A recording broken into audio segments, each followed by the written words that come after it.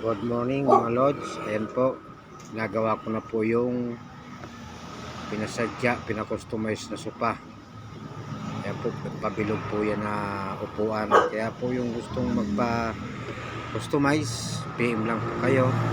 Kaya may customize ang inyong mga upuan, mga couch na sopa. At yan po, itinatay na po natin sa kamay ang likod ng upuan. Yan po, perfect na po yan mamaya. Kukunin na po yan ang buyer dito. At siya nga pala po yung mga medyo nadidiliw namin.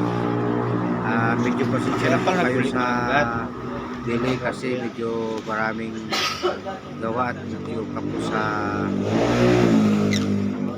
oras. Ayan, maraming salamat po. Ayan po. Lapit nang matapos yan. Ayan, tapos na yan. Ayan, inikot na. Ayan, pinakita na yung kabuuan, pinalabasan ng sopa, pinakustomize. Ayan siya, dalawa.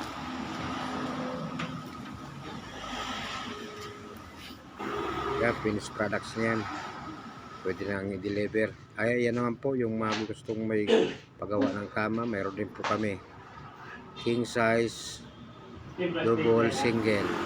Ayan, babalik daw yan, sa plastic queen. kasi hindi pa gagamitin. Meron din po kaming queen.